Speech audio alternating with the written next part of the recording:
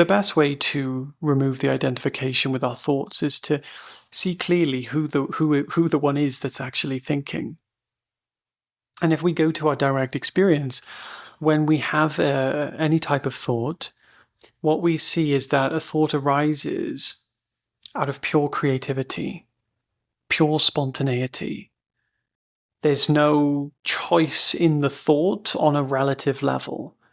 It's an expression of freedom. They're things that we don't necessarily choose as an individual self, in the same way that we don't choose how the birds tweet. We don't choose when the wind blows. We don't choose when the rain rains. We don't choose when the thought thinks.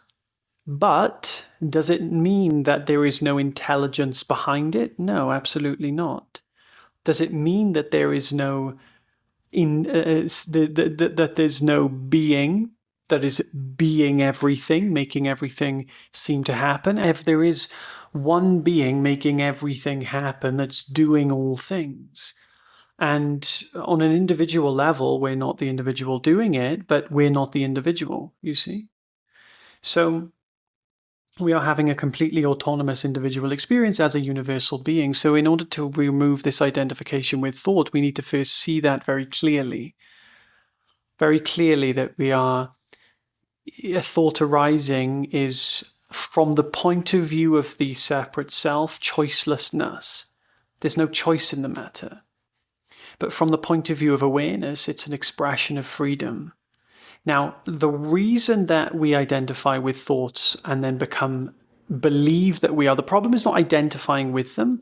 It's that we superimpose a belief that we are the subsequent idea that the thought is relating to. And that's always a separate self. So if we want to remove the belief in the identification with a thought, we have to go all the way. We can't just provisionally sit back and let things know. We go to the root. And the root is that there is a thought that's being spoken or thought in our mind that is relating to something. What is it relating to? It's relating to an individual identity. And then if we believe we are that individual identity with which it is relating to, then we will identify with the thought. And not just identify it, but we will believe we are fundamentally that with which we identify. It's okay to identify with thoughts. If we hurt our leg, ow, I've hurt my leg. That's an identification with a thought, and the thought is pointing to a body. If we didn't feel that thought, we wouldn't like go to the hospital or go to the doctor and fix our leg. It's a practical thing. The goal is not to remove identification with thinking.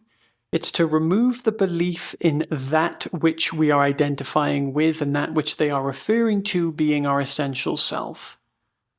So there's no problem with identifying with thoughts. There's only a problem with believing we are that which they identify with, namely the body, the mind. So if we want to remove our identification with thought, let's not worry about the identification with thought. Let's worry about the identification or the belief in being a separate individual entity.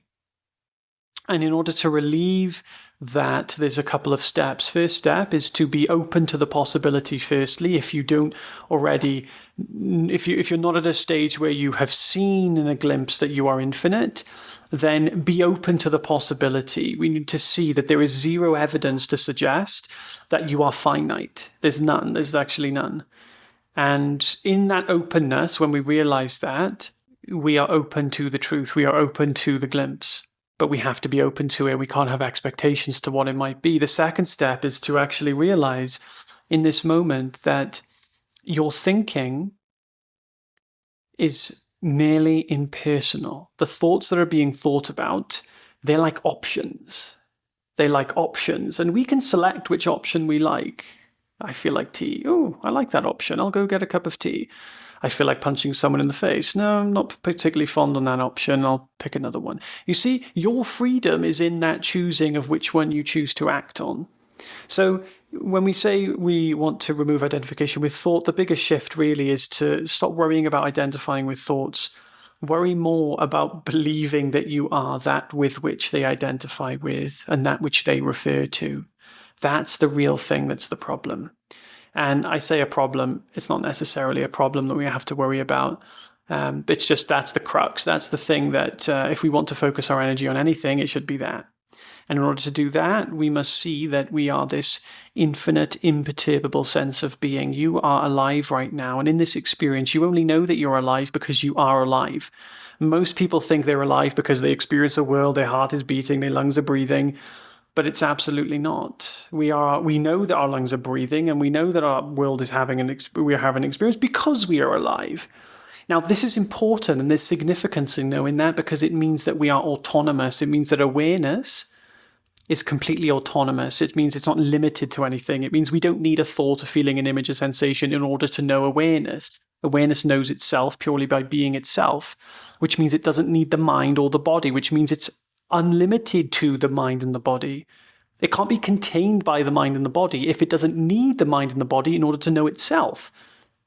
And this is where we find Advaita Vedanta, the end of knowledge. It's the end of things that we could possibly know as an object. The knowing of ourself is zero-dimensional, which means it has no size, shape, form, color, texture. You cannot touch it, feel it, hear it, taste it. It is purely infinite, infinite, not limited, which means that anything limited is an object that can be contained. Awareness is not contained and cannot be contained. So essentially what we're doing is we're just, instead of worrying about, oh, this thought, I believed I was this thought. No. Bring that thought back to the truth. What is it pointing to? It's pointing to an experience in which I believed myself was limited.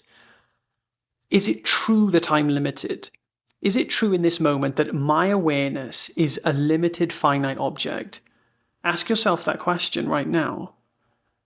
You'll always find that if there is a limit, where would it be? We could say, well, it's not unlimited. I can't teleport to over there.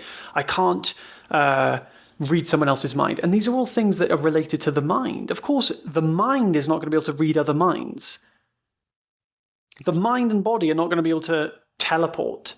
You see, these are limitations of the body and the mind. They're not limitations of awareness. So always bring it back to awareness. Where is my limitation? If I am awareness, which is the first primary thing to figure out, I'm just kind of assuming most people watching this have already figured that out, that we should say, well, where is the limit to myself? As awareness, we say, no, I'm limited because I can only experience this one experience. No, that again is a limitation of the mind. Because if awareness is infinite, that means it's having every experience, which means you're not limited at all. So these are the kinds of questions. This is a mindset shift in the sense of a perspective shift. It's not something we have to do. I'm not going to give you some type of meditation to do, some type of practice. Just investigate your experience. This is the biggest thing we can find. The biggest treasure we can find is to scrutinize all of our experience to reasoning. And it's important to do this because it's going to give us the most clarity in the sense of unconditional experiencing, because then it's going to help us understand. And when we understand, we don't need to do practices. When you understand meditation, you don't meditate anymore. You are meditation, and that is the understanding. If you understand the understanding that meditation is what you are, then you don't need to meditate anymore because you're already meditation. So every time that you tried to meditate before was just you pretending to shine. You were the sun pretending to shine that didn't know you were shining. Once you understand that you are always shining, and you see that clearly, understanding is apt with clear seeing. It's apt with experiential understanding. It's not just a theory or an idea. Understanding is pure experience. Then you essentially are free from the restrictions of that. So this is the biggest, most valuable thing I can share on removing this identification with thought. I have a free community. The link's in the description. I do meditations like this every single week. And this is where I think I'll be able to help you the most. So take care, guys. Have a beautiful day.